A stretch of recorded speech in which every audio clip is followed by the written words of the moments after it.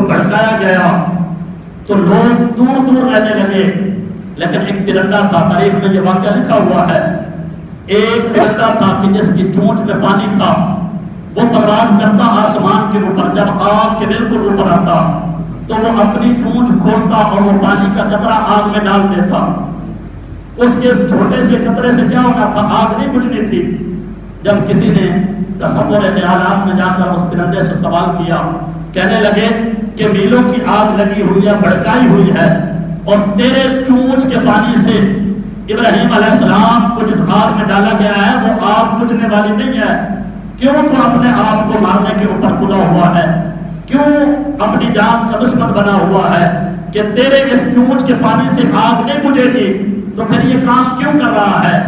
اس نے کہا کہ بات یہ نہیں ہے جو تم سمجھ رہے ہو. اتنا عقل اللہ نے مجھے بھی دیا ہے اور میں بھی جانتا ہوں کہ میرے اس چونچ کے پانی سے آگ نہیں بجھے گی، لیکن قیامت والے دن وہ منظر ہوگا، کچہری لگے گی.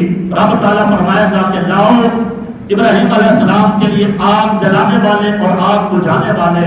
تو میں چاہتا ہوں کہ قیامت والے دن میں ابراہیم علیہ السلام کی آگ میں بجھانے والوں کی طرف ہو جاؤں.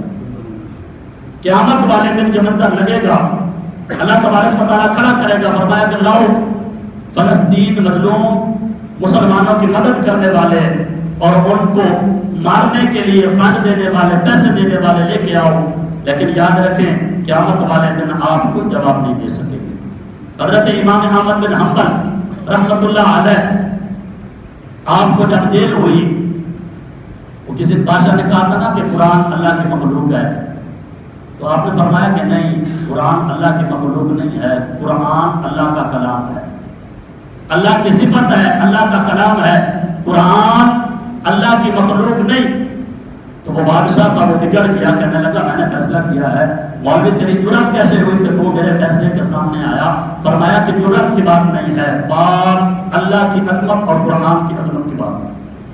تو ہوگا بادشاہ، تیرے پاس طاقتیں ہیں، سب کچھ ہے، لیکن بات سن، قرآن اللہ کی مخلوق نہیں، اللہ کا کلام ہے.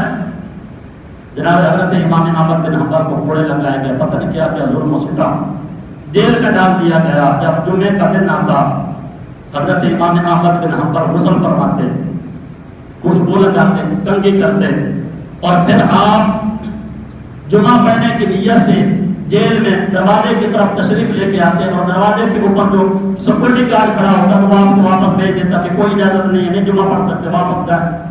آپ واپس چلے جاتے. دوسرا جمعہ آتا، پھر آپ تیاری کرتے، خوبصورت کپڑے پہنتے، خوشبو لگاتے، پھر وہ بھیج دیتا واپس کے جاؤ. 3-4 جمعے اس طرح ہوئے. آخرکار سیکورٹی گارڈ بولا، کہنے لگا کہ بابا تجھے پتا ہے کہ تو یہاں سے نکل کر نہیں جا سکتا، جمعہ نہیں پڑھ سکتا، لیکن ہر جمعے کو تیاری کرتا ہے، تیاری کر کے دروازے پہ آتا ہے، میں واپس بھیجتا ہوں، واپس چلا جاتا ہے، کیا وجہ ہے؟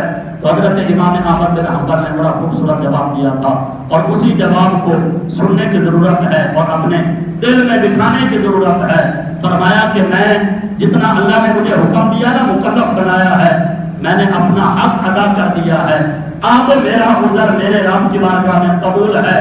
میں مالک کی بارگاہ میں عرض کروں گا کہ میرے مالک، میں تیاری بھی کرتا تھا، سفر بھی کرتا تھا، قدم بھی، اور مسجد کی طرف جانے کے لیے قدم بھی کرتا تھا، لیکن مجھے جانے نہیں دیا جاتا تھا.